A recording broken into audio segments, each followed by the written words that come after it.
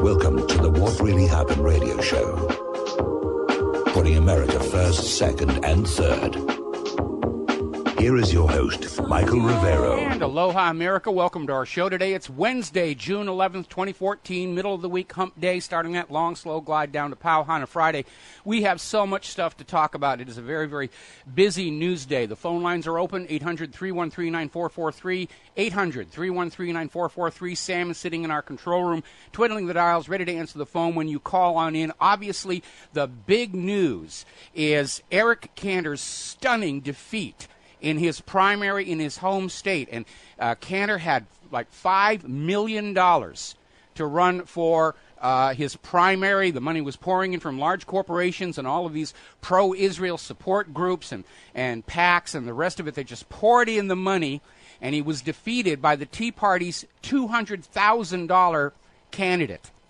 And this has sent shockwaves through the entire political structure. Eric Cantor has just announced he will step down as the House Majority Leader in order to focus on being, more connected to the GOP as it heads into November. And it's amazing to see how everybody's out there hemming and hawing and trying to find some way to sort of explain this away as an oddity.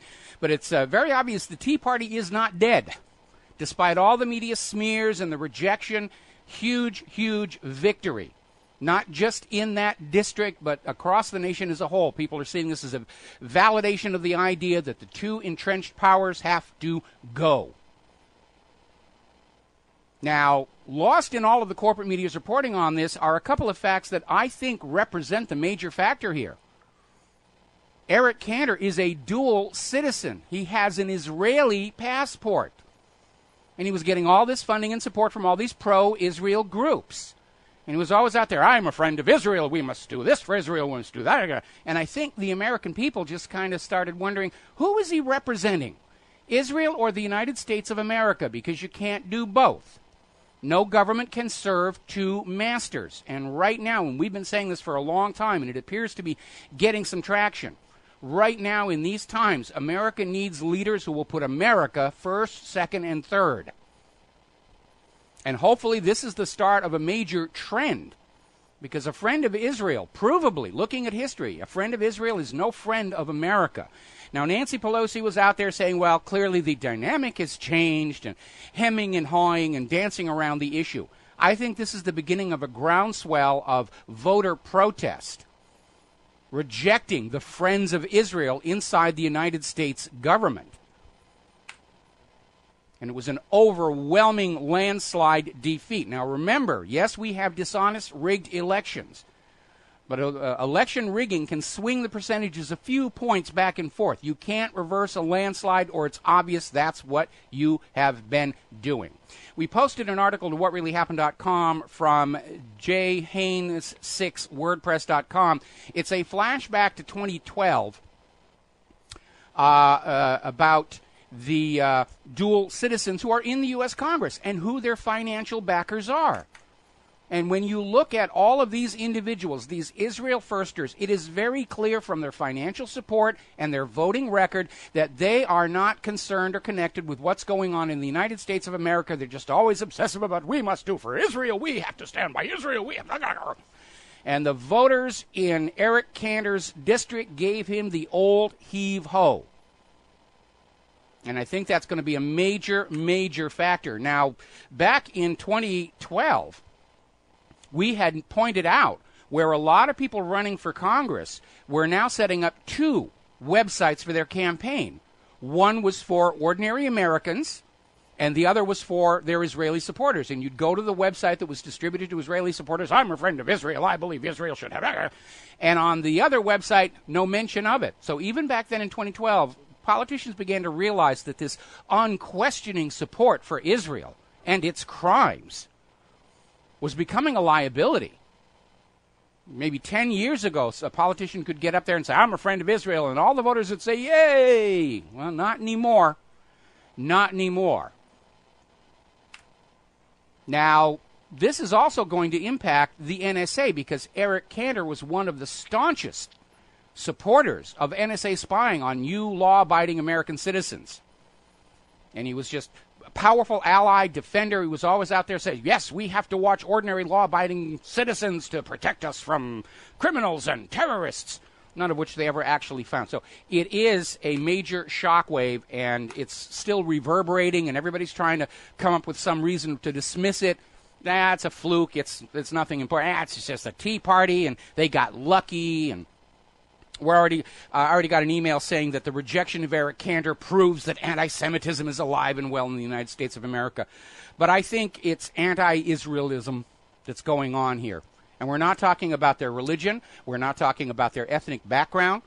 What we're talking about are the crimes committed by the government of Israel against the rest of the world, including the United States of America. Having this primary so close to the anniversary of Israel's attack on the USS Liberty probably was not exactly prudent. Hopefully it's the start of a trend. We need to get a U.S. government that is concerned with the United States.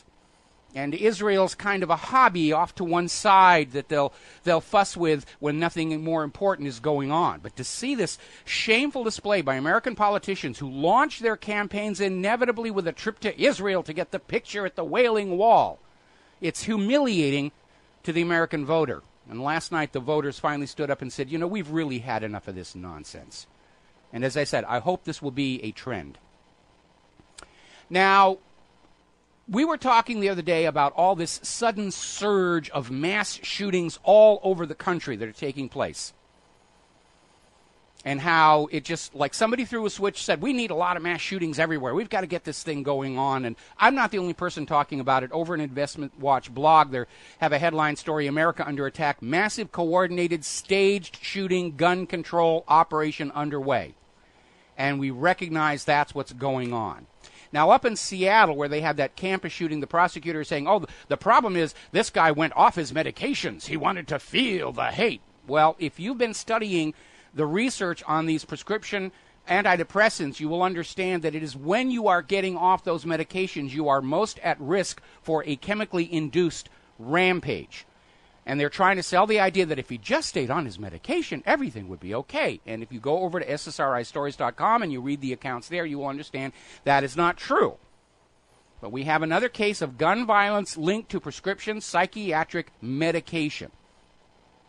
Now, over at OregonLive.com, they've got a Twitter feed broadcast going about that shooting. And at 8:57 a.m., there was a story confirming the early witness reports that there were 3 shooters. 2 fled the scene, left the patsy there to be found. And we're seeing all of these things all over the country. And we even put up a map that was put together by the Washington Post showing where how many school shootings have been happening ever since Sandy Hook. And isn't it a terrible tragedy? Well, if you look very carefully at that map, you'll see that most of these shootings, in fact, almost all these shootings, are in states with strict gun laws already. Now, right now, their corporate media is trying to basically link the mass shootings with critics of the government. And they're trying to say that anybody who wants to bring about change, they're causing these acts of violence. Why? Common sense tells you that anybody who's seriously trying to bring about change in our society is not going to go out and commit any actions that would destroy their public support. You didn't see George Washington and Thomas Jefferson walking into schools and shooting them up, trying to get the British out of the country. No, they needed the support of the general public. They wouldn't have done something that foolish. So when you see these victimization of innocents, you know, students at schools, I mean, it's tailor-made to say, oh, look at these innocent, loss of life. It's clearly these are more false flags by the government.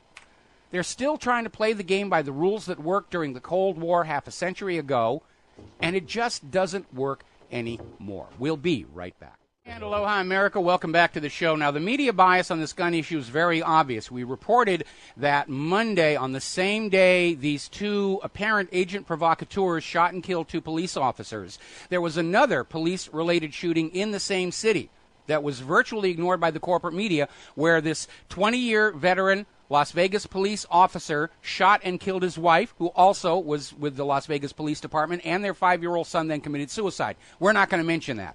People don't need to know about that. People don't need to know that the police themselves are the most dangerous people who will allow have guns right now. Story over in IntelliHub. Apparently over in Pennsylvania, there was a situation where a police officer shot and killed his pregnant wife.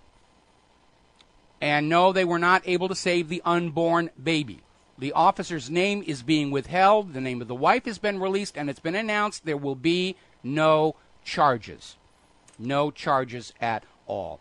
All righty, we're going to take a quick phone call here. Ron in Ohio. Aloha, Ron. Welcome to the show. What's on your mind? Yeah, hey, I was going to ask you about Eric Cantor. He got beat just recently here, yesterday or something? Yes. And the first thing I had to think of is that do they have electronic voting machine or paper ballots? My first thought's paper ballots because with this electronic voting machines, I have a real problem with. What's your take? we all do. I mean, we know that America's elections are so crooked they have to screw those ballots into the ballot boxes. But as I was saying, vote fraud, in order to be successful, it can shift the outcome a few percentage points. If the candidates are within 5 percentage points, you can use election fraud to reverse the outcome. But when you're dealing with an overwhelming landslide, you can't reverse that, or it becomes obvious to everybody that's what happened. So they did have electronic voting machines out there then? I don't know what they used in this particular area, but in this case, it was a major upset, and it was an overwhelming rejection of Eric Cantor, and he stepped down as House Majority Leader. And who knows, maybe he can use that Israeli passport of his to fly back to Israel and run for the Knesset, if he's so much in love with Israel and what's best for that. Okay? All right, we're going to move on here. I want to get back to this gun issue here. Over at Activist Post, they made a very interesting linkage. Remember how over in recent years we've been seeing all of these so-called terror arrests by the FBI that inevitably turn out to have been instigated by undercover FBI informants themselves, where they'll go out, they'll use the internet or the NSA to find somebody who's on medication and who's talking tough about, bringing down the government, and the FBI informant will get close to him and say, look, I got dynamite and I've got guns and let's go do something. Then they arrest the guy and they get the headline saying, see, the FBI is protecting you. But they noticed over at Activist Post that these phony FBI terror plots shut down. Basically at the same time, this surge of mass shootings began to happen. And we put up this map from the Washington Post of all the school shootings. And again, the first thing you notice is they're all taking places in gun-free zones. There's something for you to think about. And again, I want to hit this point because it's important to remember. They're trying to link all the mass shootings with those of us who do not think the federal government is doing a very good job, who do not approve of private central banking, who certainly do not approve of being lied to and propagandized all the time here. But again, anybody genuinely trying to bring about change is not going to go out and commit atrocities that will destroy public support they need to bring that change about. This is the classic test of a false flag attack. Party A goes out and commits an atrocity, kills little babies, and blames it on a second person. That's a false flag attack to destroy support for them. We saw the FBI using it against the Black Panthers and the feminists and the Vietnam protesters back in the 1960s. Israel has a long history throughout 60 years of doing that, going out and sending their agents to commit atrocities that are then blamed on the Palestinians. The good news is now everybody knows that's how the game gets played.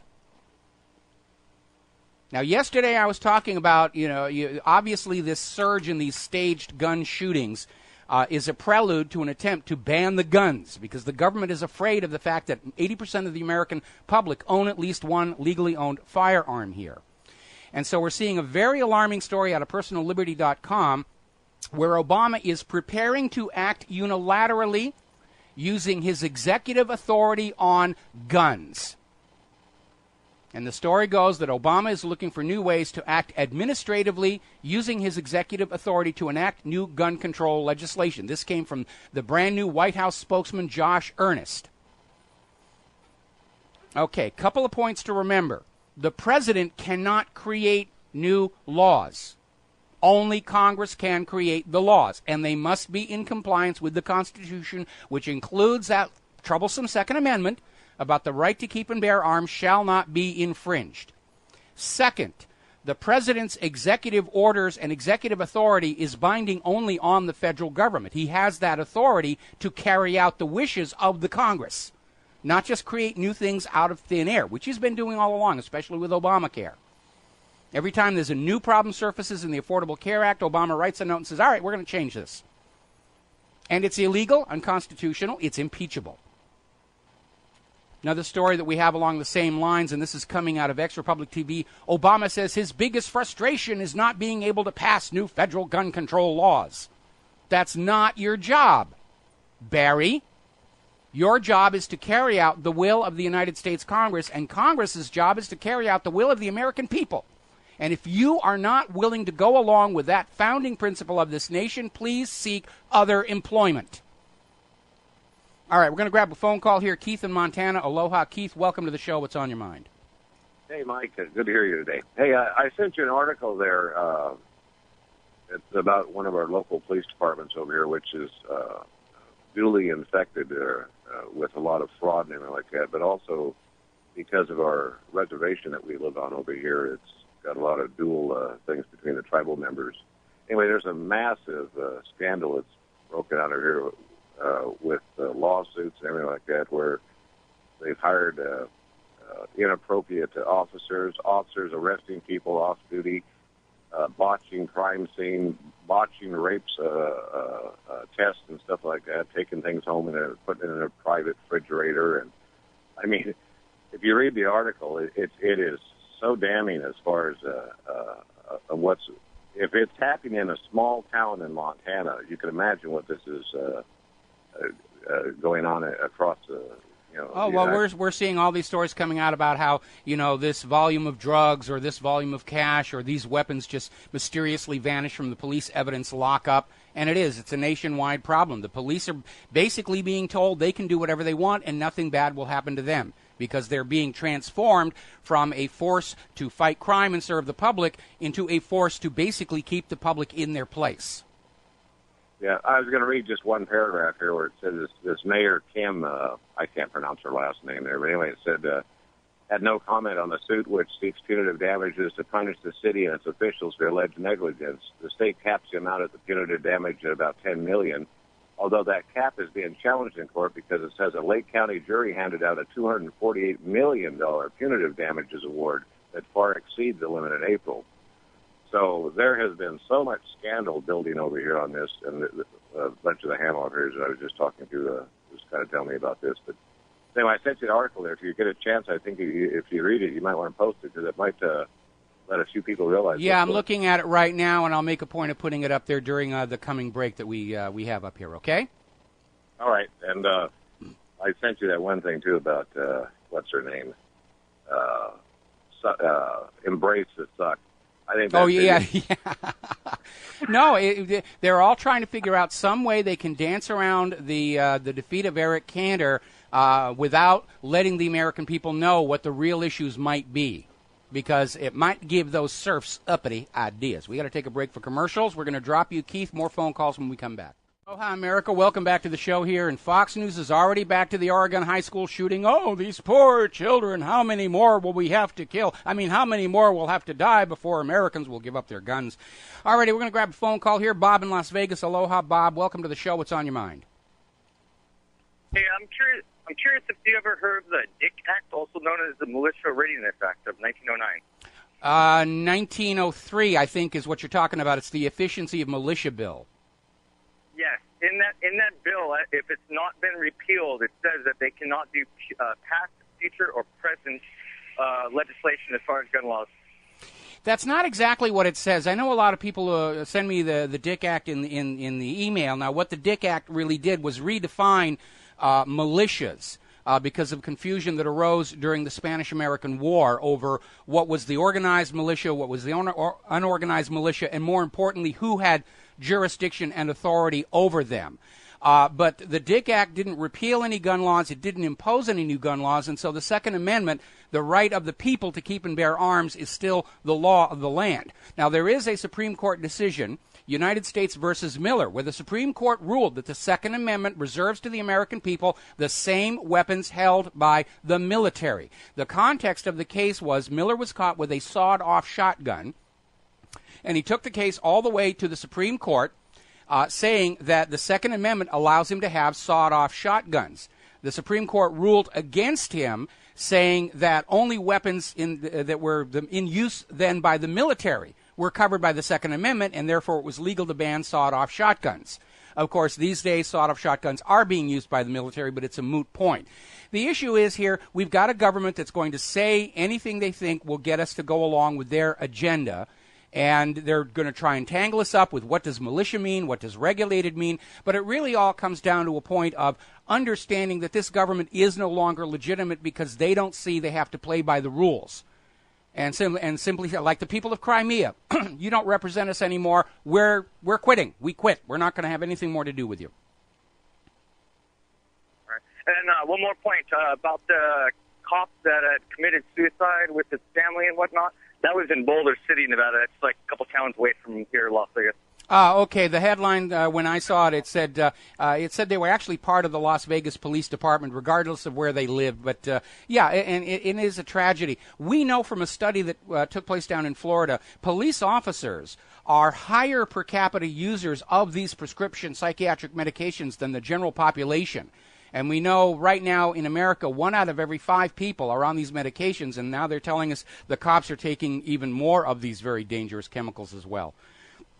Yeah, and also the story about the Walmart shooting here right by my house. Yeah, it turned out that the suspect man was shot by a 223. Okay, that's a very interesting story. So wasn't suicide after all. Boy, they're getting sloppy with all this work. Bob, we're going to let you go and switch over to Dan in Washington. Aloha, Dan. Welcome to the show. What's on your mind? Good morning, Mike. I just kind of wanted to touch on this Eric Cantor defeat, and the reaction it brought to me was kind of twofold. That one, America really is waking up and paying attention, which is a good sign. But, boy, if we thought the false flags and the propaganda that accompanies it was coming hot and heavy already, the first reaction that came to me was blowback. That, yeah, man, that just goes to prove America's waking up, and they're not going to sit down and take that. We can't have that. So it's time to start awakening people and warning them that, yeah, question everything, and everything's going to start coming hot and heavy, and it's got nothing to do with global warming. Absolutely. No, this is going to be a very rough November for the incumbents. And it isn't even a case of we're disgusted with the Democrats, let's give the GOP another try, because people who are my age, which is now getting considerable, we've seen this ping-pong back and forth between, oh, the Democrats are bad, let's put the Republicans back in. Oh, now the Republicans are bad, let's put the Democrats back in. Enough is enough is enough. Having to choose the lesser of two evils is still evil, and it's a stupid way to be running a country. And it is time to go back to a multitude of political parties, because this nation was not started with 2 entrenched political parties. The reason we were given the Republicans and the Democrats was to save the corporations money by limiting how many candidates they had to bribe ahead of the election to completely override the will of the voters. Back before the 2-party system, there were 10, 20 parties, and you had to give money to all those candidates. The 2-party system is just a cost-saving mechanism for all the corrupting influences in our country. And the laws and the system are absolutely dead set against third-party challengers. They don't want somebody coming in and spoiling their little scam here. Look at the way they give Ron Paul the heave-ho in 2008 and 2012, and he clearly had more grassroots support than any other candidate. But he doesn't like the Federal Reserve, and he questions our support for Israel, so we can't let him play. And they just, kicked him out by any means fair and foul, emphasis on the foul. Yeah, this whole party, it seems to me Americans are starting to remember that they should belong to a one-person party. I'm an American party. I have my views. I'm not dedicated to one side's talking points or the other side's talking. I have my views. I'm responsible for them. I'll support who supports my views, but it has nothing to do with a party line. It has to do with what I believe in, my morals, and my values. That's a very, very good way to approach. I urge everybody else in America to think that way. That's a very good way to approach making your political decisions here, because both of the entrenched parties use that party identification as a tool of mental enslavement. And they know there is a very large segment of the American voters who will always vote the straight party ticket no matter what, because their identity is now tangled up with it. I am a Republican. I am a Democrat. And that party becomes part of their identity, and they will never go against their own identity. But it's a form of mental enslavement where these people aren't seeing what the candidates are really all about. It's just, oh, he's a Republican, therefore he will get my vote, and so forth and so on. I note that Hillary is already out there screaming that, she should be elected president in 2016 to prove that we're no longer a sexist nation. She's getting pretty desperate out there. Alrighty, let's see. Now then, getting over to the war zones, emphasis on the plural. As you're probably already aware, NATO is holding very massive war games in the Black Sea area. Russia is now launching their own parallel war games in the Baltic, side by side, which raises the possibility of some hothead launching a live weapon at somebody else and really kicking things off for real. Now, Russia has just passed a foreign agents law. And it's being denounced here in the United States because, it's impacting on all these hundreds of non-governmental organizations. But Russia is correct to do this because one only need look at how AIPAC has undermined and subverted the government in the United States to see the wisdom of curtailing these organizations' influence. Russia understands that NGOs like Canvas and USAID played key roles in the overthrow of the elected government of the Ukraine, and Russia caught USAID trying to foment protests and riots inside Russia to destabilize that government. So Russia is very much in the right here. We need laws like that in the United States of America, especially for organizations like AIPAC and ADL, which are clearly serving the interests of a foreign government ahead of the interests of the United States of America and its people. Now, there's an article out over at Strat Risks defying Russian warnings. Moldova and Georgia head for EU pact. And what's really interesting about this, this article is continuing this whole myth that Russia stole Crimea and Russia's to blame for all the unrest in the Ukraine, which is absolute complete nonsense. Everything was fine until the U.S. went in and kicked out the elected government and installed another U.S. puppet regime, and the Ukrainian people said, no, we're not having anything to do with that. Now, remember a story that came out of Blacklisted News where it came out that the United States government sent foreign aid to Moldova and Georgia, most of which is probably going to go into the pockets of those countries' leaders. It's an outright bribe. $8 million to Moldova, $5 million to Georgia to say, let's bring your people, sell your people into the slavery of the European Central Bank.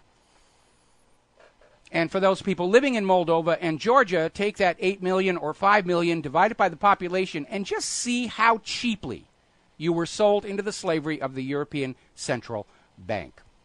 All right, we're going to take a phone call here. Kyle in Philadelphia. Oh, actually, no. Kyle, I'm going to ask you to wait. We're coming up on a commercial break, and I don't want to have to cut you off here.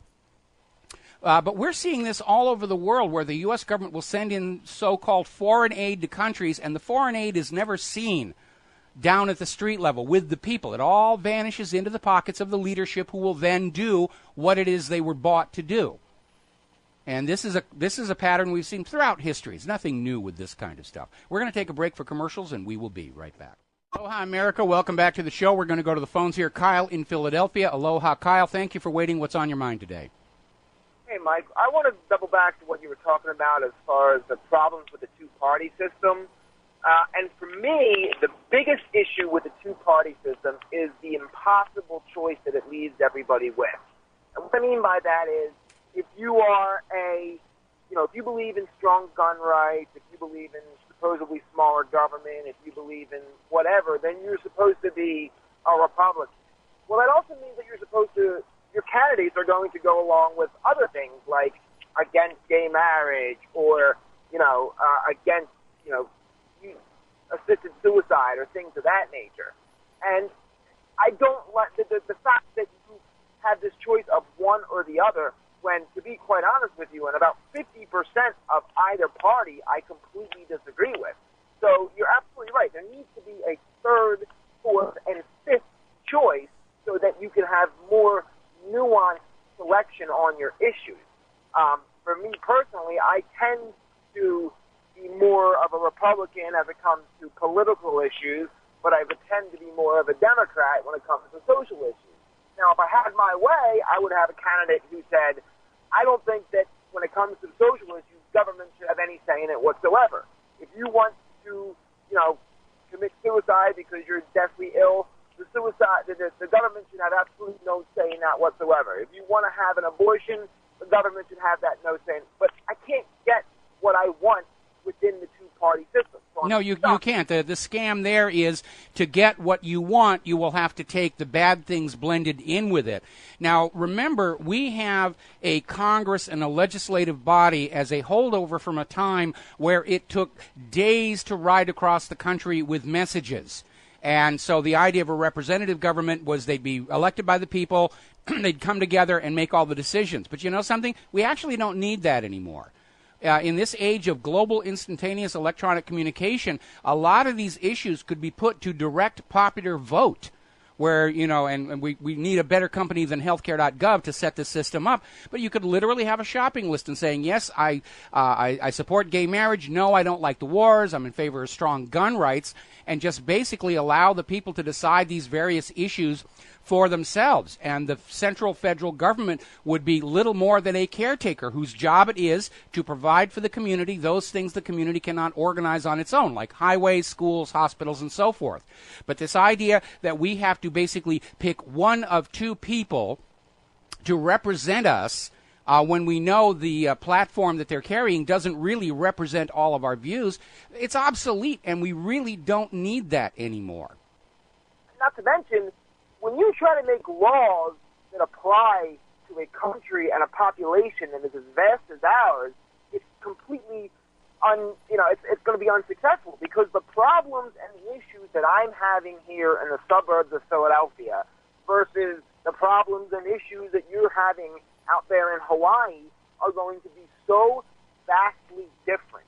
I agree, and I think the clearest example of that is this idea of national educational standards and curriculum, when the reality is it should be, and it used to be, left up to the community to decide what they needed to teach their children in order to merge with that community as they left school. Obviously, in agricultural areas, you want to put the focus on agriculture and farming and animal husbandry. In high technology areas, you don't want to waste your time with cows and chickens. You want to talk about hardware development and deployment. And so forth and so on. This is why originally schools in local areas, it was up to them to decide the curriculum. This one-size-fits-all is really harmful to the education of our children, because they're being taught things that are completely inappropriate that they're never going to use. And Common Core, of course, is the worst offender of that. Well, and absolutely. I mean, we have such a focus on the presidential election and, the federal government elections, when in fact, when you think about it, your focus should be on your local government, because to be honest with you, theoretically, they should be the ones that have the most impact in the laws and policies that most directly affect you. That's exactly correct, and that's why when this country was first founded, the power and authority rested in the local communities and the states. And the federal government's power was very limited. It was basically designed to be arbitrating among the states themselves, and the federal government did not have authority on the lives of people living in the states themselves. Of course, the federal government's attitude is we have the right to control everybody now and tell them what foods they'll eat and what foods they won't eat, what medicines they have to take, what medicines they can't have. And it's just a reminder that all power structures are self-perpetuating and self-growing. And this government has clearly grown way, way beyond its original constitutional limits, and they think that's cool because it gets them all the money and the perks. And their attitude is that, everybody in the country has to accept the one-size-fits-all education, the one-size-fits-all medication, the one-size-fits-all food, because that's what's going to make them the most money for their corporate cronies. Absolutely. And the idea of America is theoretically that if you want to have concealed carry and have as many weapons as you possibly want, and you want to live in a state where there's not gay marriage and there's no abortion, then theoretically there should be that state for you. And if you want to be somebody who lives in a state where there is, pro-choice and you're allowed to have gay marriages and you don't want to have a whole, there should be a state for you, and you can relocate to that state, and or you can shape your local state and your local government by the ideas that you and your population value. Well, you're absolutely right there, but also keep in mind something, that the furor over gay marriage and abortions these are manufactured fringe issues that politicians love to flood the media with every election year, so you're not thinking about the state of the economy, all of the ongoing wars, the crimes of the pharmaceutical corporations and the Wall Street money junkies. They don't want you thinking about that. They want to get you all whipped up about these fringe issues that don't really change your personal life all that much, and get everybody lined up with signs on each side saying, no, this is, the gays can't do this and the gays can't do that. And for those of us who aren't gay, who cares? Leave them alone. If they're happy, leave them alone. Stop messing around with things that aren't your business. But our entire culture seems to feel that personal empowerment comes from always having something to whine and complain about, even if it doesn't affect you personally. And we need to get away from that. We need to go back to a people that have a strong sense of self-responsibility and self-direction, and very much a live and let live attitude towards other people. And the laws of this land should only punish those who bring harm to each other. And otherwise, stay out of people's bedrooms, for goodness sake. Absolutely. I mean, the idea that people need to have their beliefs and their values forced on other people, and they need to say, well, in order to prove that I'm right, I need to have my view enforced on other people, is so incredibly wrong. Yeah, but that's what the parties do. The parties are always selling, if you support us, we will make the rest of the country believe the way you do, in the flying spaghetti monster. Kyle, I have to let you go. I'm going to try and fit in one more phone call before our top of the hour segment. Mike in Maryland, aloha. Welcome to the show. What's on your mind? Hey, thanks. Great show as always. Listen, do you ever come across a news article and you just scratch your head and you ask yourself, what universe am I living in? I mean, what the heck is going on? I'm sure you're aware of how Red China, with its increased prosperity, has been building up its military and quite frankly, flexing its muscle. I'm sure you've heard Chinese generals routinely threatening to nuke America, how there's been border disputes with every country from South Korea to the Philippines and Japan about disputed islands. And I think they recently sank a fishing boat, I think, from the Philippines. Well, with that in mind, why the heck, I came across this on Rense.com, it's from the Guardian.com, China joins in world's largest naval exercises. And in the article, Chinese ships headed for waters near Hawaii on Tuesday to participate for the first time in the world's largest naval exercises, a rare opportunity to build trust with the U.S. and regional rivals, including the Philippines and Japan. So with all of this, Hello? I think we just lost the connection here. All right, well, we're coming up on the top of the hour. I'm going to start, and I'll probably have to take this into the second situation. China and Russia are building up their military because over the last decade they've seen the United... Okay, and we just lost our connection with Skype here. All righty, and see if we can get it back on the air. We're into the commercial break anyway. Aloha, America. Welcome back to our show, hour number 2. And responding to Mike, I think you need to understand that there really is no consistent, unified policy position for the United States government as a whole. The economic interests in this country are very much opposed to China and Russia because of the yuan, the renminbi, and the ruble's threat to the U.S. dollar.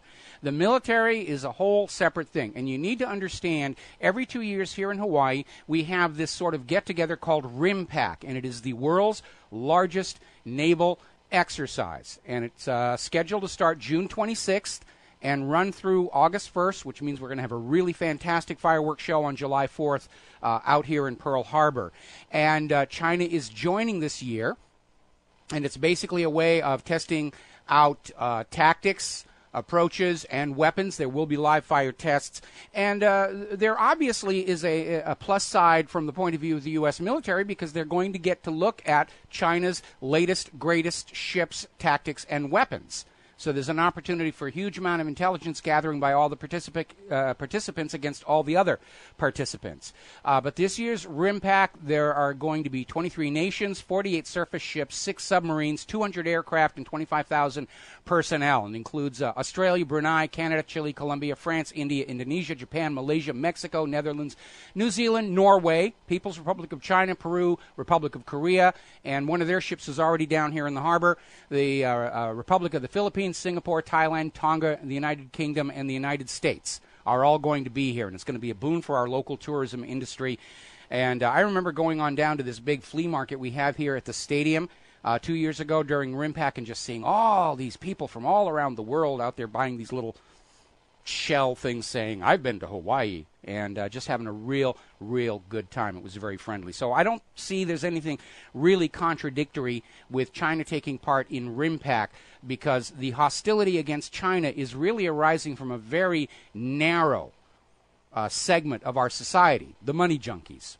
And that's kind of where we are. And if we are lucky, we're going to avoid having an outright war with Russia and China over this whole situation. Now then, speaking of money and the ruble, there was an article out of America, Al Jazeera, about Russian bank chiefs take aim at U.S. dollar, and saying Russian companies will make bypassing the U.S. dollar in international transactions a top priority. And basically saying Russia's turning its back on the West and moving toward Asia. And the spin here is very obvious. Russia's wrong to do this. No, Russia, and indeed any country dropping the dollar, is wise and prudent to do it because the dollar is in serious trouble. Anybody accepting U.S. dollars for commercial products at this point runs the risk of having that paper become worthless with virtually no warning.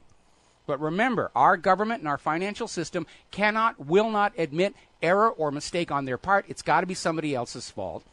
And coincidentally, last night, Claire and I caught the movie Jack Ryan's Shadow Recruit. And this is a movie based on the Tom Clancy Jack Ryan franchise. Now, Tom Clancy did not write this story or the script. They simply licensed his characters from his novels and the earlier movies, and it was a very thinly disguised piece of gratuitous Russia bashing. And the storyline is about a Russian attempt to undermine the U.S. dollar. And as soon as we saw that, Claire and I both burst out laughing at just how obvious this was. The economic problems in the U.S., it's not because of mismanagement by Wall Street and private central banks and the government. No, it's a plot. It's an evil plot by the Russians. And again, these are not people who will take responsibility for their own decisions. They're trying to find somebody to blame the whole mess on. Oh, it's the Russians here. Now, to recap, the problems with the U.S. dollar are the result of a privately owned central bank issuing all of the public currency as a loan at interest that creates more debt than money to pay the debt, and then trying to stay ahead of that impossible to pay debt by creating new dollars out of thin air. And that can't last forever. It has to come to a crashing halt at some point. And, of course, the money junkies were aided and abetted by a federal government that 100 years ago sold the nation back into the slavery of the very same predatory banking system we fought a revolution to be free of, and continues to look the other way as the debt-crippled financial system descends into outright fraud and criminality to perpetuate itself. Anybody with any sense of looking into the future beyond the end of their term in office has to understand it's a one-way trip to destruction. There's no way to turn it around and bring it back here. So the entire United States Federal Reserve System is on the verge of collapse, and we're seeing these desperate and pathetic efforts to try and pin the blame on China or Russia or Al-Qaeda or whatever. We're the good guys. We meant well in all this destruction and poverty and homelessness and unemployment and hunger. It's the fault of those evil Russians, Chinese, Iranian, whatever. Meanwhile, over in the war zone, apparently the Dutch National Court of Auditors has been looking at the finances of NATO, which all begin as tax money collected from the member nations, including the United States of America. And apparently they've got a major cash shortfall. And they're saying billions of dollars that have been poured into NATO, nobody can find where it went. It just flew out the window, and nobody knows whose pockets it's now in here. Story coming out of antiwar.com, Al-Qaeda meaning the people of Iraq who are fed up with the U.S. puppet regime, has seized Mosul and Tikrit and is now on the verge of recapturing Kirkuk. And what's going on here is that Western media is out there. Oh, it's Al-Qaeda, it's terrorists, it's all these bad people, and we can't let them. The problem is the U.S. government invaded and conquered Iraq, put in a U.S. puppet regime to control the place, and they're not in control. And the people of Iraq are standing up and saying, we want our nation back. We want a government that is going to be concerned with life for the people of Iraq. What's best for us, not what's best for the European Central Bank or the Federal Reserve or the IMF or the World Bank and American corporations and oil companies. We want a government that's going to look after we, the people. And, of course, they're Al-Qaeda. How dare they reject American-style finances and economics? How dare they refuse to suborn their lives to the interests of American corporations?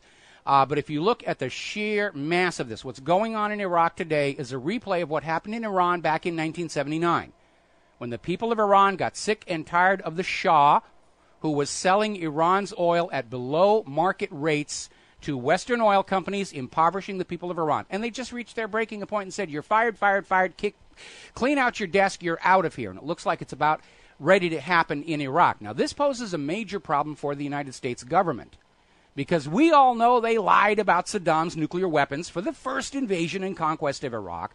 How are they going to sell having to go back in again so soon? And the answer is they really can't. So I don't think we're going to see boots on the ground, American boots on the ground in Iraq, but the U.S. is going to send emergency military aid. They're going to take your tax dollars and say, oh, sorry, we can't build any more schools or repair the schools we have or repair the roads here. We have to buy more bombs and bullets and artillery and drones and all this other stuff because, darn it, once the United States conquers a country, they have to stay conquered. We're seeing a replay of the decline and fall of the Roman Empire, because following the loss of Rome's legions in Germany, Rome no longer had enough legions to maintain control over the entire empire. And as soon as the remaining legions would scurry over here to put down a rebellion, this province over here on the other side would break off and become independent. And so the legions would scurry back to try and reconquer that province, and then another province over here would break away. And that's what's going on right now. All these nations that were under the covert or overt control of the United States of America now recognize the U.S. can't hold that whole empire together any longer. And they're breaking away. Story out of RINF.com, the bloody legacy of the U.S. invasion as tattered Iraq teeters on the edge. None of this would be happening if the United States hadn't invaded the place to begin with. All of this suffering, all the bloodshed, all the hardship. It's just a cost of doing business for the American financial system and the money junkies. We'll be right back.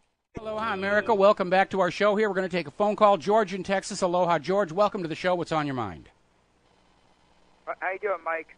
First, before I get to the thing, in 1979 when the Iran took over the U.S. Embassy, one of the main things they seized, what they call, was the printing press, because people don't know in these U.S. embassies, not only the Federal Reserve prints money, so do these U.S. embassies, if anybody knows about that.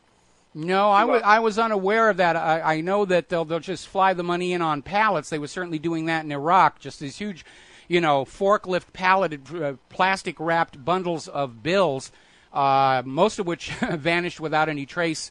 I don't really think the embassies themselves have the facilities to print U.S. currency, primarily because it takes a very specific type of a printing press called an intaglio press, and they're very large and very expensive and very heavy. Well, but that's what I hear, too. It's like in some of these U.S. embassies, they also print money, too, and I think that's another reason why some of these countries are going away from the dollar, because if they're not using the dollar, not exchanging the dollar, those printing presses would be useless in those embassies trying to fund protesters. Okay, we're having a problem with our phone connection, George. I'm going to have to let you go here. I'm sure that the embassies can and do on a regular basis issue currency to bribe local officials or the rest of it. I really have a problem with the idea that they're creating the currency at the embassy itself, knowing the kind of equipment it takes to produce that currency. It's not something that you can just go down to a print store and buy. They're very special printing presses. They put a tremendous amount of pressure on the paper, and I'm having a real issue with that one here. Now, getting on back to the situation in Iraq, the Iraqi Prime Minister is now calling for a state of emergency following the gains by the Iraqi people in recapturing their country. Turkey has gotten involved because one of their consulates was captured, and apparently some of their staffers are being held prisoners, and Turkey is now going to the United Nations calling for an emergency meeting on what they're going to do about Iraq. And maybe the way the United States is going to get around having to explain a second invasion of Iraq is to say, oh, well, the United Nations says we have to go in and, take care of this humanitarian crisis caused by these people who just don't want to accept their U.S. puppet government. What's wrong with these people? And they're seeing that in Afghanistan. They're seeing it in Iraq. They're seeing it in Libya. This whole war to reimpose Bretton Woods and the petrodollar on the planet, it's already falling apart. We're not even into Iran just yet. And now, of course, we have the rest of the world recognizes this is how the government does this. This is how the United States government does this. Apparently down in Uganda, they're now firing accusations that a rebel group that has suddenly emerged in their country is being funded by the United States of America. So the whole world understands now the history of the last half century, of all the turmoil and wars. It's all being caused by the United States of America. Since the end of World War II, the United States has started 81% of all the armed conflicts on planet Earth. Now, over in Iran, they're still trying to work out this P5+1 deal, and every time Iran agrees to the conditions get changed. We've agreed to so much reduction in centrifuges. Well, now we want a little bit more. We want to make sure that you can't build a nuclear bomb. Iran isn't building a nuclear bomb. Nobody has found any evidence. It's Israel screaming, oh, Iran's the danger, Iran's the threat. You should go kill them for us. There's a possibility that the July deadline set for the P5+1 may be moved 6 months into the future, which would basically rule out the possibility of a military intervention. But again, we have Israel, and the Israel firsters in the U.S. government are absolutely trying to find a way to kill this deal. And remember, Iran has already carried out all the commitments it made in the P5+1 preliminary deal. The United States did not. The preliminary P5+1 deal was that Iran would reduce the level of enrichment that they were carrying out, set up certain other limitations, and Iran did that. The IAEA came out and said Iran has kept their promises. The United States commitment to the P5+1 preliminary deal was to reduce the sanctions against Iran, and the United States promptly ramped them up. It's the United States that's not keeping its commitments and agreements in all of these meetings, and the rest of the world now understands that. Anyway, getting back to the situation in Uganda, this is being reported at Voice of Russia, and apparently the funding for this newly organized rebel group has been traced back to the United States, Great Britain, Canada, and Australia. Because when we send in money and guns to overthrow an elected government, that represents the best aspect of American democracy at work. Now, Abbas is also going up to the United Nations, president of the new Unity Palestinian government. He wants the United Nations to intervene in the situation that has led to this massive Palestinian hunger strike. And he's saying basically the United Nations has to annul Israel's policy of administrative detention, which is their name for what we have in the United States under the NDAA, which is the government can grab you and lock you up without a trial, without a charge, without a possibility of a defense, just because they don't like you. You're dressing funny today, off to prison you will go. And I'm sure the United Nations may, in fact, pass a resolution which Israel will promptly ignore, because Israel holds the world's record for defying United Nations resolutions. Israel's membership at the United Nations was based on two conditions: a Palestinian right of return to the homes and villages taken from them during the formation of Israel, and if the Palestinians themselves voluntarily decided they didn't want to go back, Israel had to financially compensate them for their stolen properties. Israel has not complied with either condition. And at some point, the United Nations is going to have to stand up and say, look, if you're not going to play by the rules, you are out of here. And Israel will say, doesn't matter. The U.S. will always veto anything on our behalf here. Maybe not. The repercussions from Eric Cantor's defeat have got to be reverberating through all of Israel's halls of power inside the United States government saying, whoa, we can't go on supporting Israel with all their war crimes and their nuclear weapons and all of this other stuff, or we're going to lose our jobs. Israel's implied promise to American politicians that they will get them into office no matter what, as long as they support Israel, is now shown to be false. If Israel couldn't get Eric Cantor back into office, that's a major, major blow to the illusion of total Israeli control over the U.S. government. And I'm sure a lot of other politicians right now are saying, maybe I don't need Israel's support to win election. Maybe Israel's support is a negative that I could best be without. Now, over in Israel, they've just elected a new president, Reuven Rivlin. And, of course, this is a major blow to Netanyahu. These two are absolute rivals. And so we might see Netanyahu suffer some strange medical malady or just be outright shot, the way Yitzhak Rabin was. But listening to the statements being made by Israel's new president, Rivlin, it's obvious that they're going to continue the hardline policies about this all belongs to us, forget about the Palestinians. There's no point in a two-state solution. So things are definitely worse for the Palestinians under the new leadership there. A very interesting comment from Baroness Rothschild. This is being reported over in liveleak.com, where she's saying that Israel has to wean itself off of grant dependency. Now, the Rothschild family, which owns pretty much all of these private central banks all over the planet, have been major financial supporters for Israel. And now we're starting to hear that they're kind of getting a little sick and tired of the cash suck. We'll be right back. America, welcome back to the show. And we are seeing more and more reports about the situation in Iraq where the U.S. trained security personnel and even the civilian police departments are just dropping their weapons and fleeing. And what is going on here is really very simple to understand. The forces that are taking over Tikrit, all these other cities that they've already got, these are not terrorists. They're not Al-Qaeda. They're not militants. They're the people of Iraq taking their country back. And the security services working for Baghdad and the police forces are reluctant to shoot their fellow Iraqi people.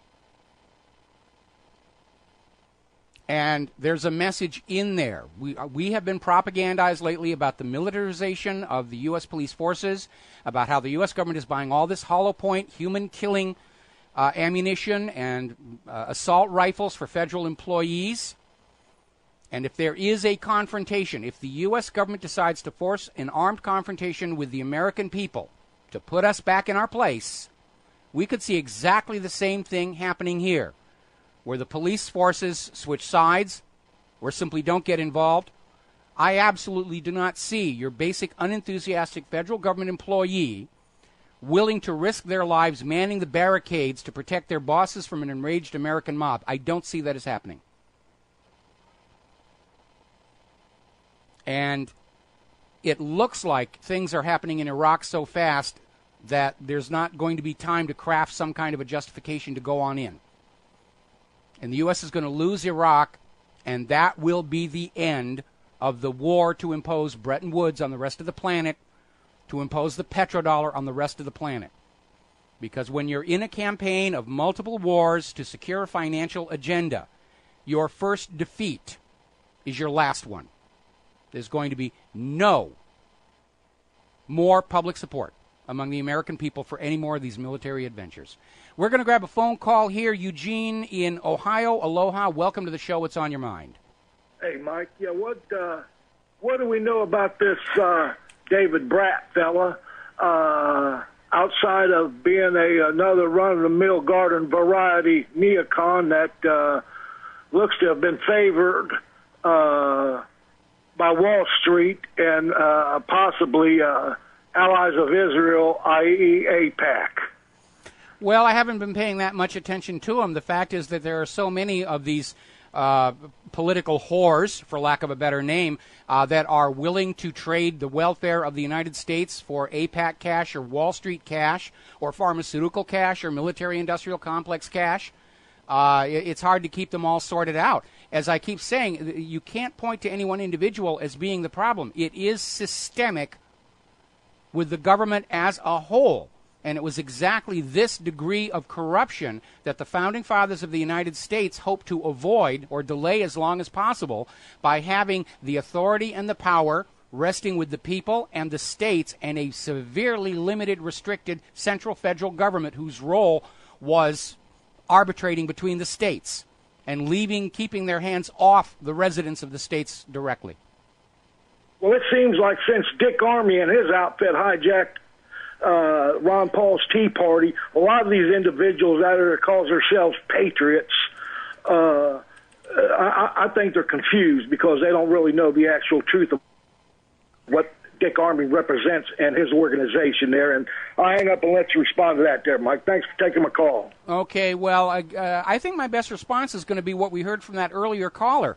We have reached a time when we should not align our sensibilities and our voting record with any particular individual or party or group, and instead just take it all on the issues, a case at a time. And I'm in agreement that the downside of having this two-party system is you vote for a party because they're saying what you want to hear, but you have to accept with it things that you may not like. And I think it's time to let that system go away. And again, the whole idea of a representative government in an age of instantaneous global electronic communication, it's obsolete.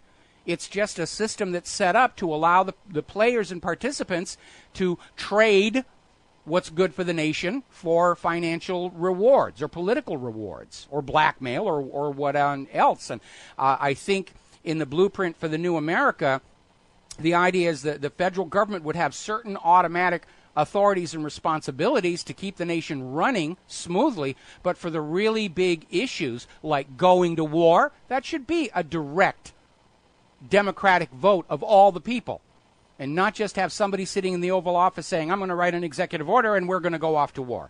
That's not the way the nation was started. Not at all.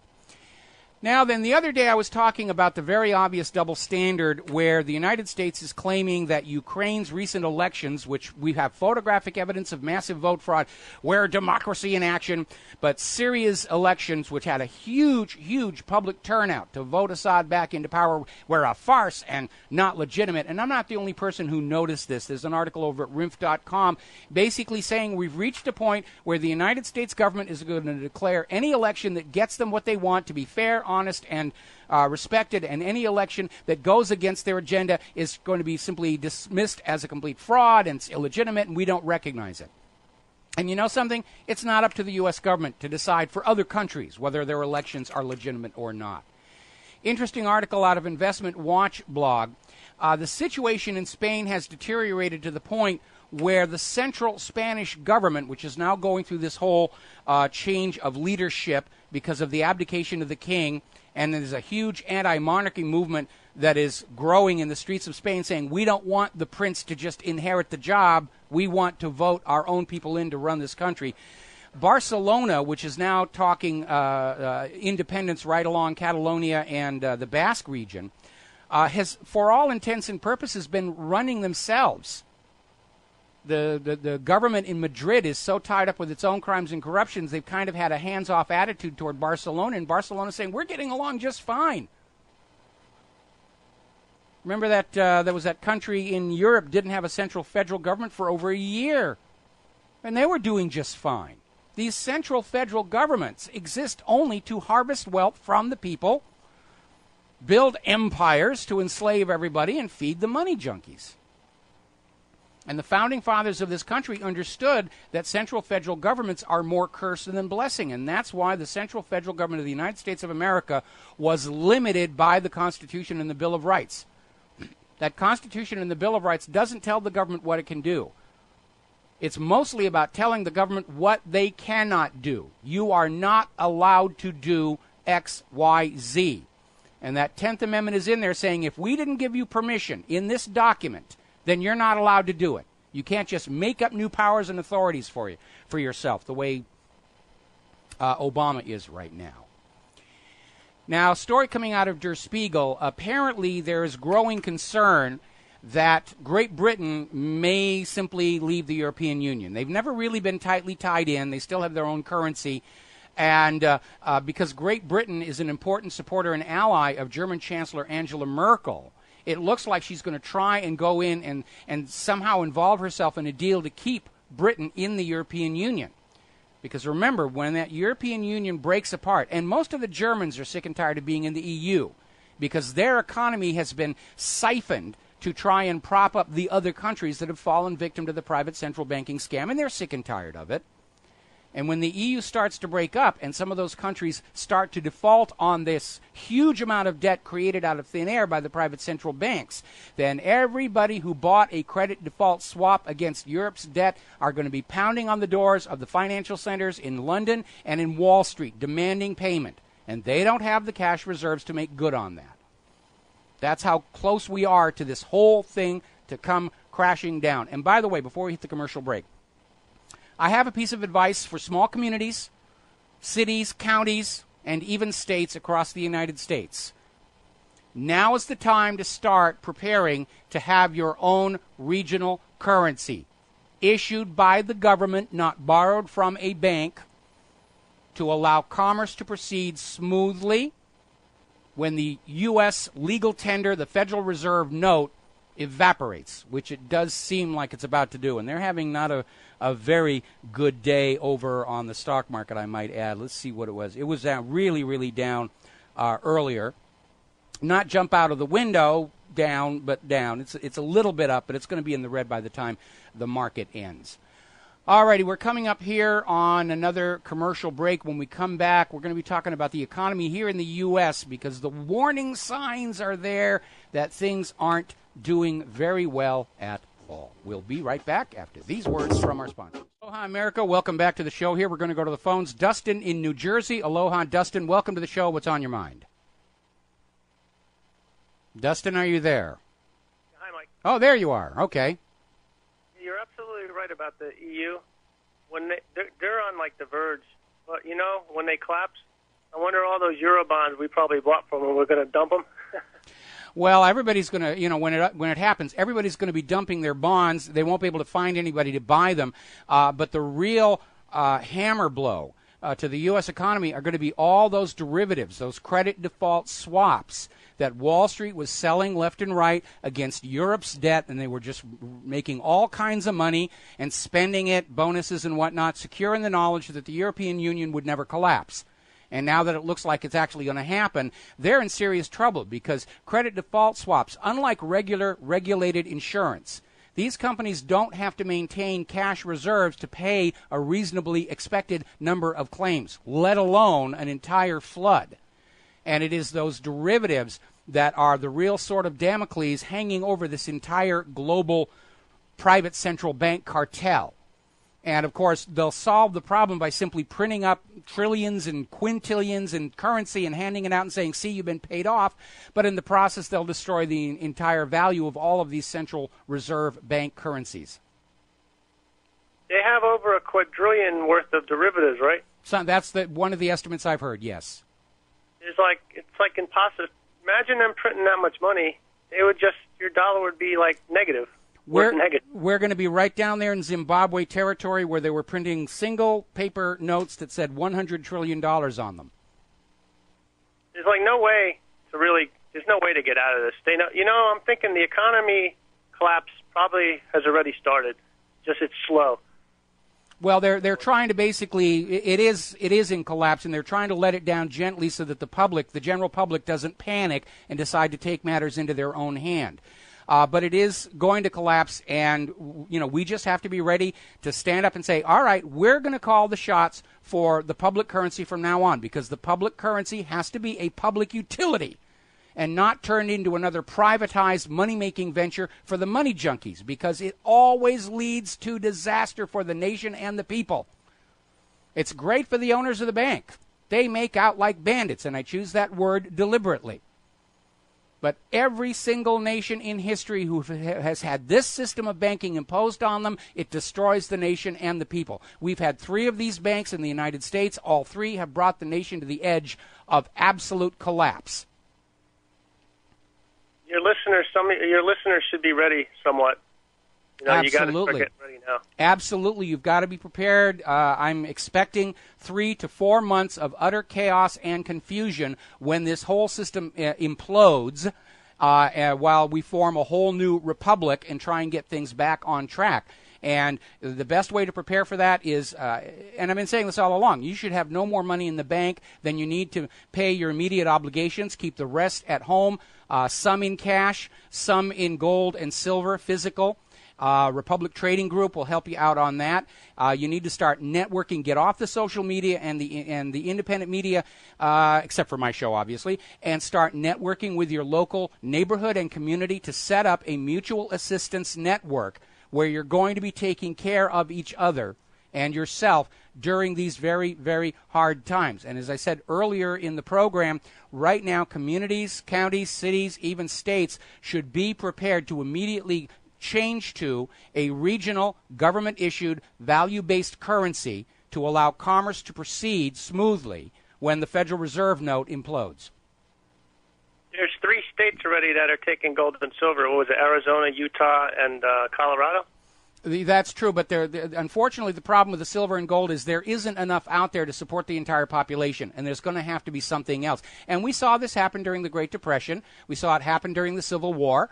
And it stands to reason we're going to have to be prepared to do that right now because if we're sitting here holding these worthless Federal Reserve notes, nobody's going to want to take them. And we're going to have something else that's within our local community where we can see the people we're doing business with. And we're going to have to basically say it's time to get the small farms, small local farms going, small local manufacturing going. Good time for people to start developing their arts and crafts skills to make things that are needed in the house that you don't buy from a big shopping mall. Whether it's eating utensils or candlesticks or whatever, I see when this whole thing falls apart, there's going to be a huge resurgence of craft fairs where people are just making for themselves what they need instead of buying whatever some big box store imported from the other side of the planet. I just want to say one more thing. There was a company, I don't remember the name, they made a prototype. It was like a dollar bill, but it had gold ingrained microscopically on the bill itself. Yeah, Did you ever see it? Well, it wasn't a bill. We actually showed this in the History Channel's Book of Secrets, the episode The Gold Conspiracy. Right at the end, they talked about printing, or rather fabricating these very, very thin sheets of pure gold that are pre-scored to break off into pieces. It's sort of a modern revival of the Spanish piece of 8 principle, from where we get the term a quarter. And that would certainly work. But again, I don't think there's enough physical silver and gold to support the entire population, and there's going to have to be some kind of a currency at the local community, county, state level to pick up the slack. Otherwise, people are going to be reduced to pure barter, and that's just going to exacerbate the hardships. Keep up the good work, Mike. I will do my best. Thank you very much. Now, very interesting article. Do you remember a couple of years ago when this whole mortgage-backed security fraud collapsed, and I said we were seeing the cracks in America's financial system starting at the foundation, and over time they would reach higher and higher and higher. As the people at the top of the money pyramid grabbed more and more for themselves, then the middle layers would start to suffer. And apparently there's this article over at My Budget 360 saying that even Americans who on paper are millionaires are being forced to resort to their credit cards just to meet their month-to-month expenses for food and whatever. And the credit card debt is beginning to go up again as cashless Americans are trying to re-leverage. The average U.S. household has $7,000 in credit card debt. Now, from the Federal Reserve's point of view, this is a good thing because the more Americans are borrowing, the more new money they can create out of thin air and keep the system going on a little bit more. And you need to understand, the federal government and the Federal Reserve, they need you to go further into debt to perpetuate their little scam. And at this point, I don't even think they're really all that concerned about whether you can pay it back or not. And if you can't pay it back, they'll come in and they'll take your real hard assets, your home, your car, your computer, whatever. Because the end result of private central banking is the bankers own all the real hard assets, and all they traded for it was ink and paper. We're going to grab one quick phone call before the top of the hour. John in Barbados. Aloha, John. Welcome to the show. What's on your mind?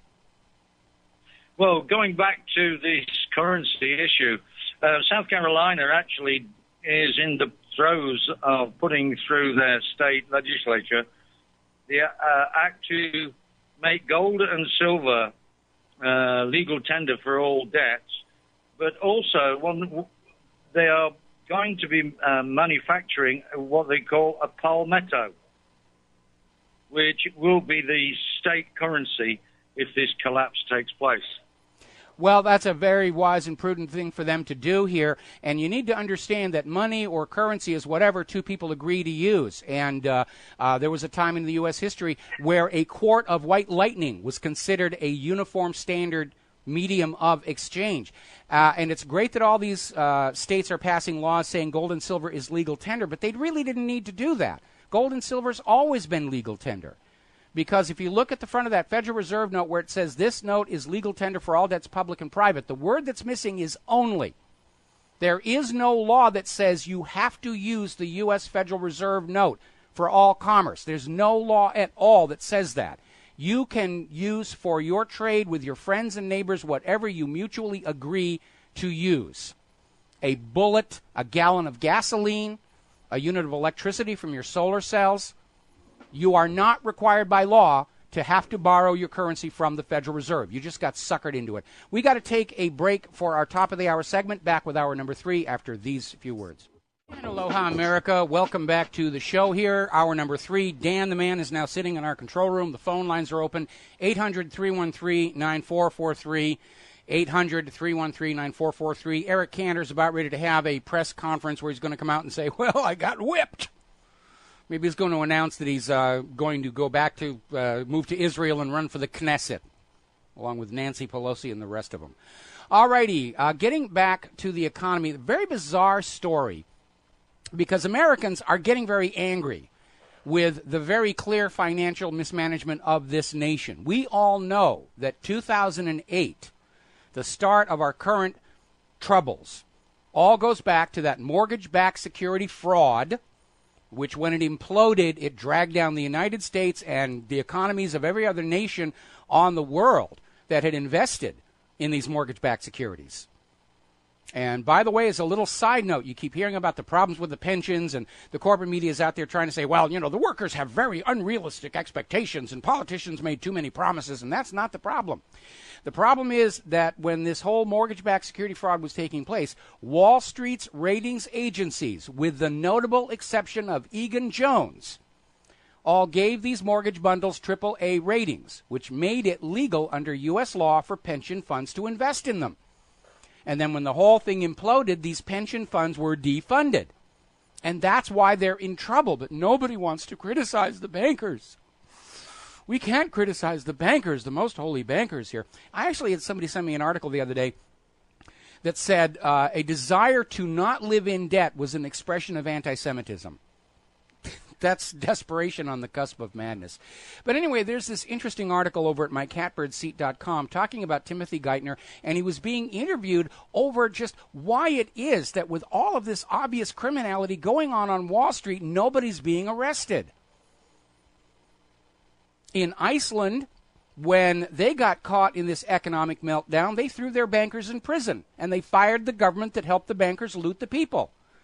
Countries like Iran and Vietnam, they're executing the criminal bankers for the huge amounts of damage they caused to the lives of ordinary people. Not here in the U.S. We're not going to arrest them. We'll give them a bailout. And so former Treasury Secretary Timothy Geithner was asked, why are we following this policy? And he goes on with this analogy of the plane on fire, and our first responsibility is to get the whole plane down safely and slowly, and only after it's landed on the ground can we look at who's to blame. It's a very, very loose analogy, and frankly, it's USDA choice bovine excrement.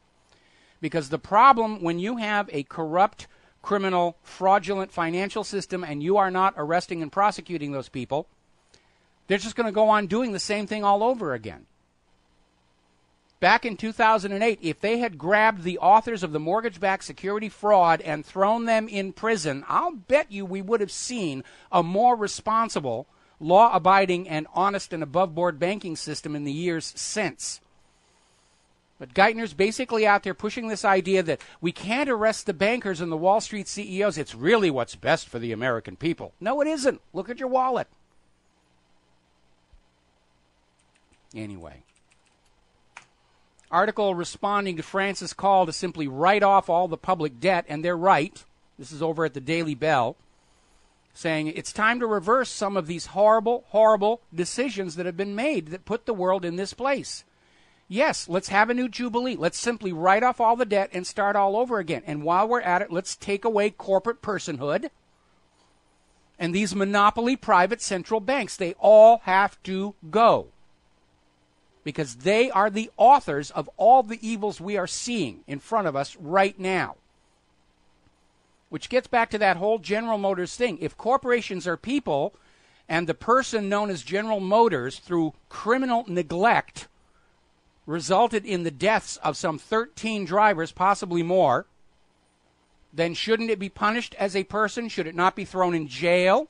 In other words, denied the right to conduct business for 20 years or however long the penalty for involuntary manslaughter is? Or could it be sentenced to death and decorporatized, its assets sold off? But we have an attitude where corporations are persons for the benefit of freedom of speech and political corruption, but they're still protected as corporations when it comes to having to pay the cost of their wrongdoing. Article out of Blacklisted News here. The latest version of the NDAA is a further trampling of the rights of Americans. And among other things, the current NDAA authorizes the government to carry out propaganda operations against the American people. Now, first of all, the Constitution does not authorize the federal government to lie to or mislead the American people. It's not in there, and the 10th Amendment prohibits the government from presuming that right. At one point, there actually were laws in place that said the government cannot lie to the people. Those laws are now gone, and the NDAA says we can lie to you. And even worse, there's a case heading to the Supreme Court that is attempting to say that lies by political candidates during a campaign are an expression of their right to freedom of speech, and anybody standing up and saying you're lying is thereby infringing on those candidates' First Amendment rights and can be prosecuted for it. I mean, step back, take a deep breath, take a look around you, and just honestly answer to yourself, is this the country you were taught you lived in when you were back there in public school? Is this the country described by the Constitution and the Bill of Rights, or for that matter, the Declaration of Independence? Or has it all gone horribly, horribly wrong? Now, the Electronic Frontier Foundation, and they do a lot of good work, and you need to pay attention to what they're doing. They're taking a case to the Supreme Court of the United States. They're basically weighing in on this Freedom of Information Act lawsuit in which they are trying to get the secret legal memo that supposedly said it's legal for the FBI to get your phone records without any legal process, just on demand. I want to see what Michael Rivero's up to today. I want his phone records. All a violation of the Fourth Amendment. And as has been the case with Obama's memo legalizing his drone strikes on Americans, the government says we have a law, but it's secret, we can't show it to you. That's nonsense. That, too, is not allowed under the Constitution. We are not supposed to be a nation of secret laws that the government says they have that allows them to slap you around, take your money, drop drone strikes on you. If it's not visible to the public, it is not a legal law. And it may not be legal for other reasons having to do with the Constitution. But nowhere is this government allowed to have secret laws that are binding on we, the American people. It's not in that contract. I was seeing during the break where Fox News was getting onto this whole situation where a U.S. Border Patrol agent in an interview on Infowars.com came out and said basically the United States is being overrun by criminal aliens who are just pouring across that southern border. lured by the promise of eventual amnesty. And he says the people who are evading capture by the Border Patrol are the experienced and most violent criminals, and they're just coming on in here. Now, remember, the United States government justifies their total surveillance and propagandizing of you, the American people, supposedly to fight the war on terror. Yet clearly any real terrorists, and by that I don't mean these fake Al-Qaeda that we're seeing being wagged at us all the time, anybody could walk across that wide-open border to the south carrying a vial of biological weapons or being deliberately infected with a biological weapon. It doesn't make any sense. Meanwhile, apparently Joe Biden is out there denouncing Germany for being racist because they want to start enforcing border controls. This whole globalism, one world population, one world central bank agenda is falling apart. And every nation has a right to control their borders. If somebody in Mexico wants to move to the United States of America, there is a legal process to follow. And if they go through that process, welcome. Come on in. I happen to like Mexican food. Be a part of our country. Be a part of the system. But this complete open border process is bad for our economy. It's raising the crime rate. And it just seems to be part of this attempt to drag the entire world down to the level of a third world backwater nation so they can drop the borders for the new world order globalist society. We'll be right back. Aloha, America. Welcome back to the show here. And it does seem like the entire world is getting ready to stand up and say to all of these governments that are willing to sell us into the slavery of the private central banks, we've really had enough. Over in London, the mayor of London is going to buy 3 water cannon for the Metropolitan Police, saying they're expecting civil disorder this coming summer. Now, obviously, I hope that doesn't happen and they can take the water cannons and just cool everybody down. But we're seeing this all over the world where these civil governments are taking your tax money and buying the machinery with which to keep you in your slave pens. Now, for those of you living in London who are outraged by this, apparently these 3 water cannon are going to cost almost £250,000 sterling. I've been to the Tower of London, and that big wooden block is still there. Just sort of keep things in perspective here. There was an article that came out yesterday over at allgov.com, and it says it's pointing out a very alarming tendency that the United States Supreme Court has been caught rewriting their decisions and opinions after they've been published.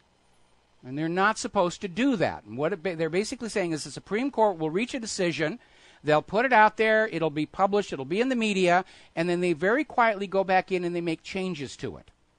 So they're actually changing their conclusions, decisions, and priorities out of sight of the public. And the public is thinking the Supreme Court has decided X, and they go back in and change it to Y. And that is a very, very dangerous precedent. And it's another reminder that more and more of what the government calls law is being kept from the sight of the American people. Now, under the category of a palm slapping the forehead at high velocity, there's a very bizarre story over at Ex Republic TV. Apparently, this politician in New York, Vincent Tabone, was caught in an FBI corruption sting, accepting a briefcase with $20,000 in cash in the back of an SUV. And they arrested him, and his defense against the charge of accepting a bribe was that at the time he was too drunk to realize it was a bribe, and he just thought he was being hired as a consultant and paid in cash. And the bovine excrement meter explodes in a shower of sparks, burying the needle in the opposite wall. It is... Do they really think the public is going to buy any of this? I mean, maybe they're thinking like lawyers and saying, well, there's the reasonable doubt and there's my plausible deniability and I'll get out of this thing. And this guy doesn't understand that out here in the real world we realize what an absolute total nonsense this all is here. A little bit of a tip of the hat to ABC's Diane Sawyer, who in a recent interview with Hillary Clinton basically called her onto the carpet for trying to duck responsibility or explanations on what exactly happened in Benghazi. And for those of you new to the show here, what I think Benghazi was another one of these desperate publicity stunts the White House likes to pull to win the approval of the American people. I think the Bergdahl swap was another attempt at a PR stunt to diffuse the growing VA scandal by proving we always get our people back. And then the guy they brought back turned out to be a deserter and a defector. And it's a huge, ugly stink. I think Benghazi was a PR stunt. Because when that all went down, Romney was leading in the polls. The media was already saying Obama was a one-term president. Romney's going to win. There's no question about it. And I think Obama said, well, if I can stage a terrorist takeover of our consulate in Benghazi and then I can get our hostages back, I'll look really good. And the media focus will be on me and nobody will be paying attention to Romney and I will be a shoo-in for re-election. And I think things got out of control. I think the Libyan people just spontaneously joined in with what was going on at the consulate and led to the ambassador's death. And they've been ducking it and covering up for it ever since. Also appears there was some gun running going through that consulate, taking weapons from Libya and smuggling them to the hired mercenaries inside Syria. It's just all crumbling here. We're going to grab a phone call. John in Chicago. Aloha, John. Welcome to the show. What's on your mind? John, are you there? John, I don't hear you. All right. Oh, there you are. There you are. There we are. Just since you, real quickly, since you mentioned Hillary, boy, she can draw a crowd. She was at the McCormick Center yesterday in Chicago, and as much as anybody thought Obama wouldn't be a second-term president, she really draws a crowd, man. That's pretty sad. I think she's just going to nail it in 2016. I don't know. I mean, if you look at somebody put an article out today about the money that went to Cantor, because Eric Cantor, he outfinanced his opponent 20-1. Mm-hmm. And it was Goldman Sachs and all the other capitalist cronies. But anyway, I called. I think it's interesting now. If anybody has any friends who are still neocons or they think it's a Republican versus Democrat thing, you can just bring this point up. You can just say, wasn't the Department of Homeland Security, the Patriot Act, the NDAA, maybe the NSA spying, wasn't the onus of all of that 9/11 and radical Islamic terrorism in the United States? And they'll say yes. Say, well, isn't it funny now that they justify the continued funding of such programs because of the so-called liberty movement? You paint them in that corner and go, a lot of them said they didn't like it. They thought that the government, it was overkill. And now it's like, well, then why are we still funding it? And why do they keep passing an NDA now all of a sudden guys like you or Alex Jones or any independent media drudge, now you guys are a threat, and that's why we need Department of Homeland Security to watch your free speech. You paint those people in a corner and go, what are you supporting? Well, very, very few people are supporting it. And like I said, the best thing all of you can be doing in these dark days is just go out and talk to your friends and neighbors, people you meet at the store. And we've reached a point where those Americans who've known something has gone wrong but were staying quiet out of a misguided sense of patriotism or politeness, that's all gone. And they're willing to talk. They're asking questions. You need to be there to give them the answers. But they're seeing all these contradictions in the policy. And as I've pointed out many times before, for propaganda to work against the population, there has to be a coherent, unified, consistent illusion of the world they're trying to convince you that you live in. And when it's flipping back and forth, being driven by focus groups and mass marketing advertising agencies, and it's so self-contradictory, it undermines its own credibility. And that's why the propaganda war against the American people is falling apart. Well, and CNN and MSNBC, I mean, their ratings are down anyway, but they're going overboard with the 2 shootings in 2 days, trying to tell us that the liberty movement is more dangerous than Al-Qaeda. Are you kidding me? Oh, of course it's a joke. Of course it's a joke. Yeah. People who are really part of the liberty movement are not going to go out and start shooting up schools. It doesn't get them what they want, which is a peaceful, quiet transition to a better country. It's obviously false flag. Exactly. And let's watch to see if the kingpin, the kingmakers in the Republican Party support the Democrat against the guy who just knocked off Cantor. I'll be real curious to see if Republicans go and support his Democrat opponent, It will be interesting to see, but getting on, I'm going to have to let you go. We're almost at a commercial break. Getting on back to that whole gun issue, they are still pounding on it, and as I mentioned before with some of these articles we're seeing, I think they're trying to get a sense of whether America would go along with Obama simply declaring a gun ban on his own authority. And I think they're probably going to find out most Americans aren't okay with that because the president is not allowed to create laws out of thin air.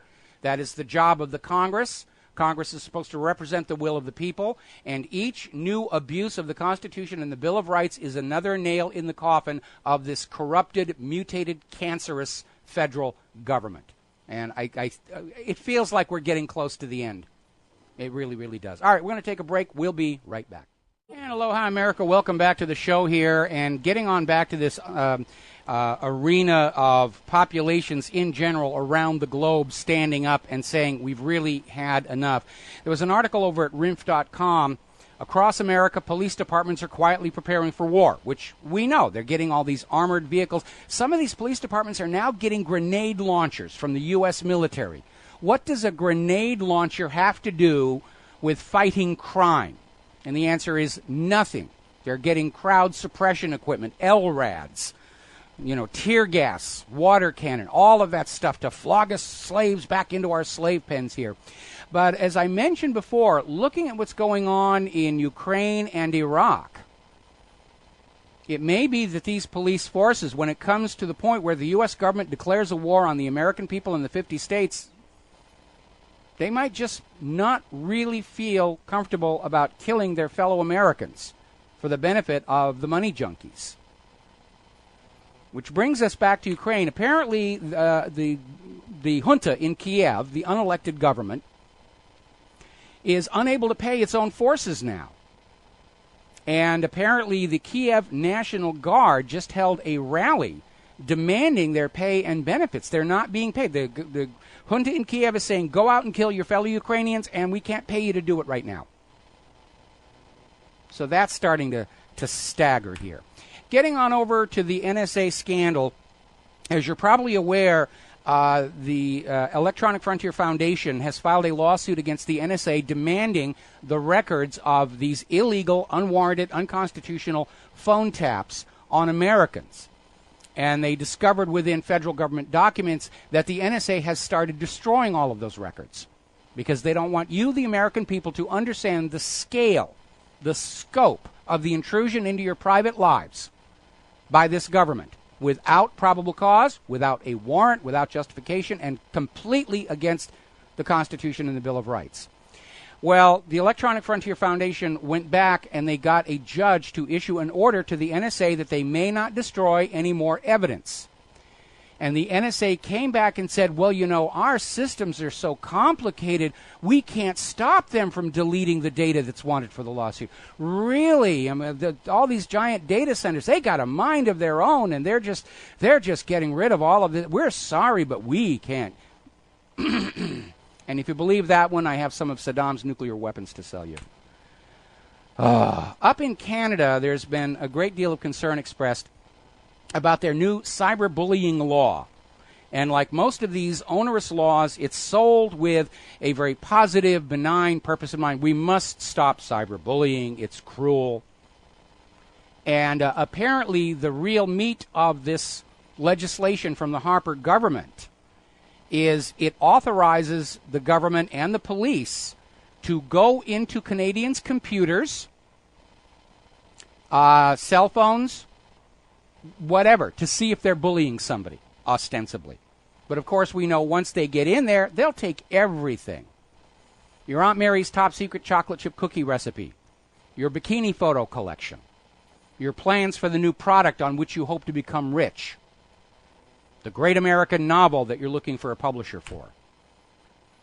And don't say they won't do it. They've been caught doing it here in the United States at the Seattle Asia-Pacific Economic Conference. Huge, huge, huge scandal that went completely unreported by the corporate TV news networks, where U.S. government agents were caught breaking into the computers of conference attendees and stealing business secrets to give to Clinton cronies.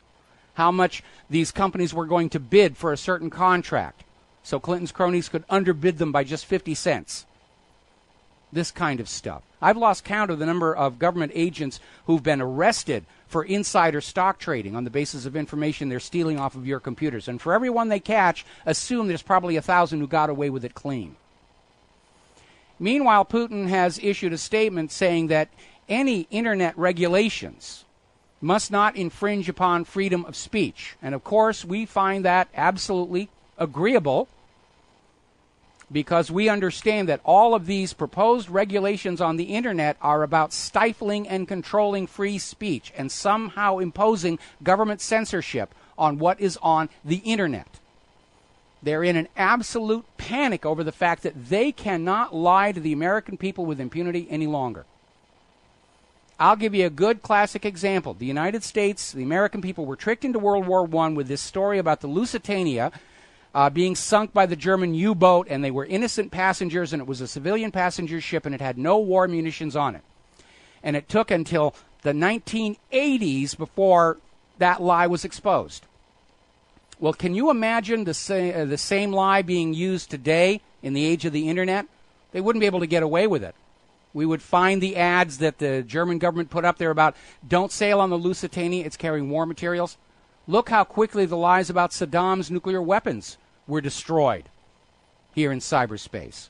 Or how quickly the hoax of 9/11 or Sandy Hook or any of those were exposed. It took something like 30 years from the assassination of John F. Kennedy to reach a point where half of Americans understood the Warren Report was a cover-up. These days, the average life expectancy of a government lie can be clocked with an egg timer. For a soft-boiled egg, I might add. Allegations coming out of Investment Watch blog, Google, when you're running their search engine, is screening out their competitors from the search results. In other words, you're not getting an honest, comprehensive search. You're getting a search of people who are friends with Google, or at least somebody that Google's not concerned about losing business to. Maybe it's time to start looking at some of these other search providers. And one that I like to use a lot is startpage.com, which has the notable point of not saving your personal information. Another story coming out of gizmodo.com. A couple of white hat hackers, meaning they're good guys. A couple of 14-year-old kids in Winnipeg figured out how to break into a Bank of Montreal automated teller machine. Now, amazingly, they didn't have to get into the machine. They didn't have to do any advanced computer hacking. They found the instruction manual for that particular machine on the internet, and inside that instruction manual were the default system passwords. Now, these kids weren't trying to rob the bank. They basically posted a notice on the ATM screen saying, go away, this ATM has been hacked, and then they walked into the bank and said, look how easy it is for people to get in here. Now, there's an article over at commonsenseconspiracy.com, and it's sort of kind of, saying you shouldn't put out conspiracy theories. It's only helping the government because it makes you look silly. No, that isn't what's going on. We know the U.S. government tries to plant silly nonsense on the independent media and the blogs to try and make us look silly and make us look kooky, to try and destroy our credibility. The U.S. government and the corporate news media can't get their credibility back anytime soon. Their only available tactic is to try and level the playing field by making the independent media look silly with things like no plane at the Pentagon, the Apollo moon landings were faked, all kinds of nonsense like that. It's called kookification.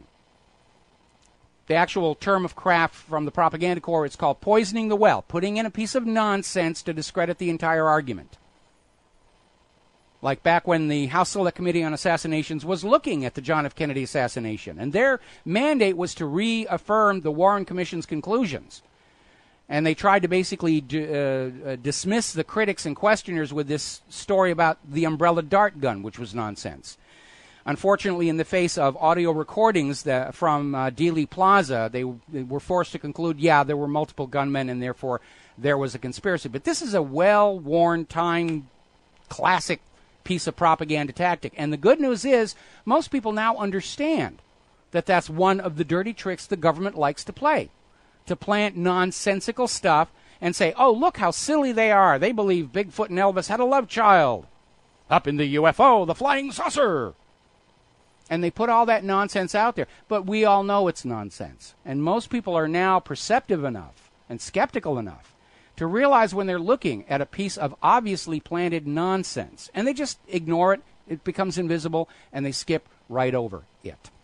Now then, interestingly enough, Australia has spent $89.9 million searching for Malaysian Flight 370. Malaysia itself has only spent $9.3 million. What do they know? Where they say, well, we don't have to spend any more. Big, ugly scandal, and I am still leaning toward the newly presented theory that Flight 370, like TWA 800, like 25 other known cases, was accidentally shot down during a military live fire exercise. And they're just covering it up. All righty, we're going to take a break. We'll be back with the last segment of our show after these words from our sponsors. Hi, America. Welcome back to the show here. Last segment of our program today, and Eric Cantor's on TV having his press conference. He's trying to lay the blame for his resounding defeat on the immigration issue, and I will not change my position on immigration. I'm still, and so forth and so on. And again, ducking the idea that maybe Eric Cantor got given the old heave-ho because of his constant saying we must support Israel. And there's definitely a strong anti-incumbent sentiment sweeping the nation right now because there was another upset that is not getting a lot of coverage. Now, we have talked before about how great it would be if we had none of the above on all of our ballots so that these politicians, if they couldn't put forward a candidate we liked, we could say no. And the office would remain empty until the next election cycle. Well, it seems back in 1975, Nevada went ahead and did that. They added none of the above to their ballots for the state offices as a way for voters to protest against weak, unqualified, corrupt candidates. And apparently in the Democratic primary for governor in Nevada, none of the above won.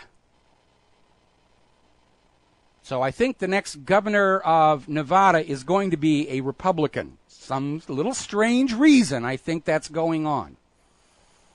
And it does seem like there's this tremendous anti-incumbent, anti-Israel firster sentiment sweeping the nation, the beginning of a trend. Speaking of a trend, we can now say here on June 11th, winter is finally over. The Great Lakes are finally free of ice after a record 7 months of being frozen. Record ice thickness, record ice extent. So far, and this is according to Stephen Goddard, WordPress.com, this has been the coldest year on record in the United States as of June 7th. So much for human-caused global warming. And the carbon Nazis are still out there saying, oh, no, the heat is hiding in the ocean, it's hiding here, so forth and so on. And they've been screaming and crying about the West Antarctic ice sheet, about how it's melting. See, it's melting. It's got to be human-caused global warming. The Thwaites Glacier, which is doing a lot of melting. No question about that. And they've been blaming human-caused global warming and the action of the waves, and it's all the fault of humans, and we've got to tax carbon dioxide.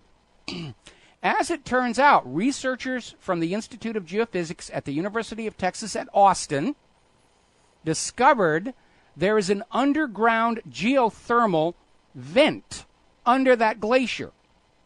And that's what's melting the ice. It's an undersea thermal vent, volcano, whatever you want to call it. That's what's melting the ice. And we always get back to this question when they're talking about global warming and rising sea levels and the rest of it. And you just ask them, okay, how many active volcanoes and thermal vents are there on the floors of the world's ocean? And you'll get a blank look.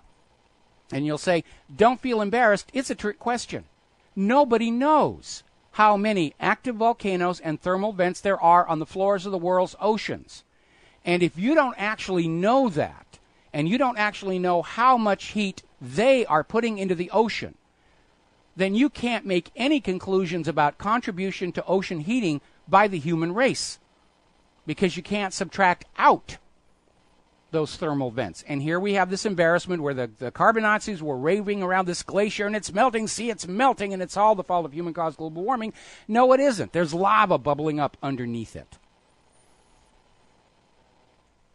And I'm sure Al Gore and his people are out there saying, you know, there's no geothermal heat. It's all human-caused global warming, every bit of it, and it's all from carbon dioxide, which is why you have to buy Al Gore's carbon credits and pay Obama's carbon taxes, or you're all going to die horribly, writhing in pain and suffering as you broil. Because Obama is desperate to pass a carbon tax, because Obamacare, which was supposed to generate $200 billion in profits for the insurance companies every year, from which the U.S. government would get tax revenues, has failed utterly and completely. Now, story over at WakingTimes.com, and they're reporting on this new independent scientific analysis confirms that fracking is contaminating drinking water. Now, the fracking industry is always out there saying there's never been a confirmed case of fracking polluting the drinking water. There was that documentary, actually two of these documentaries out there now, showing people putting lighters to their water faucets and it bursting into flame from the methane. And the oil companies, that it's fake, it's special effects, it's staged, it's all a lie. It's from people who hate the oil companies. And there's been, again, another independent scientific review that has analyzed the water coming out of the taps near fracking sites and finding the fracking chemicals in it. Another article over at Campaign R20. The headline reads, "Psst, kid, want drugs? I'm a psychiatrist." And they're talking about the fact that the drugs you buy on the street corner aren't the real problem here in the United States of America. There's this whole financial scam going on where kids are seen by a psychiatrist who prescribes these mind-altering drugs. The kids don't even have to pay for it. They're prescribed by a shrink's office. The insurance will cover it. Parents can get a Social Security disability claim, get money for the medications and other treatments. The kid's school cashes in. They're now treating a disabled child. There's more money for that. It's all driven by the money. And perfectly normal kids, acting like perfectly normal kids, are being diagnosed as having some made-up illness and dumped into this money-making machine. Another report over at naturalblaze.com, there's been more confirmation that the combined measles, mumps, rubella, varicella vaccine is causing harm to children. It doubles the risk of seizures in babies. Now, there was a report that we talked about yesterday that is starting to link this phenomenon called sudden infant death syndrome, where the kid simply dies for no explanation, and they can't blame the parents for shaken baby syndrome. And so it's sudden infant death syndrome. That may be linked to these combination vaccines. The real problem being they'll test the vaccines individually, like they did at that Irish home with all the unmarried mothers. But they don't test them when they're being combined, 4, 6, 8 vaccines all in one shot. They don't know how these chemicals are interacting with each other or how the body is going to respond to all these chemicals coming in at the same time. They don't even bother looking. They don't want to know. They don't want to know. Over at naturalnews.com, they've got a very alarming story that 2 U.S. states have already passed laws allowing children to consent to being vaccinated, California and North Carolina, without the parents even being involved. They get the kid into the room, they show him a movie or a poster and say, wouldn't it be cool to have this? And the kid says, I guess so, and they stick the needle in the arm. Now, the article that I got this from, Child's Consent Agenda Pushes Forward, is saying that the reason these doctors and nurses are able to do this, even though it's against the law in the state, is saying that these laws aren't unconstitutional until some court says so, and they are wrong on that. The United States Supreme Court ruled in Marbury v. Madison that laws repugnant to the Constitution are automatically null and void. We don't have to wait for some judge to say yes or no. Marbury v. Madison reserves to we the people the right to decide if a law is unconstitutional and whether we will comply with it or not. And if we have a fundamental, basic human right, it is the right to decide what goes into our body and not let the government tell us what foods we must eat filled with GMOs we're not being told about, or what medications we have to be given to enrich the pharmaceutical agencies or pharmaceutical industries. We have a basic right to say, no, I will decide what I want to eat. I will decide whether or not I will have a certain medication. Another alarming story out of Daily Mail in Great Britain. Giving statins to millions could be a disaster. Apparently there's a plan to give statins to healthy Britons as a preventative measure. It's all about selling medicine to healthy people who don't need it because it makes more money than just treating the sick people who have a bad habit of dying and then their families sue. But statins have a long history of causing a lot of problems. And so this boneheaded idea that we have this medication that causes harm and we're going to give it to people who don't even really need it in the first place because it makes money. All right, there's the music. Time for me to get out of here, get some errands done this afternoon. We will be back tomorrow here on the Republic Broadcasting Network. Until then, stay informed. Stay skeptical. Stay angry. Make good choices. Share what you know with who you know. And again, and I know you're tired of hearing me say this, please go over to republicbroadcasting.org and hit that donate button. We're hovering right at the edge, and we're not going to make it without your support. It is that important. We'll be back tomorrow. Aloha, America.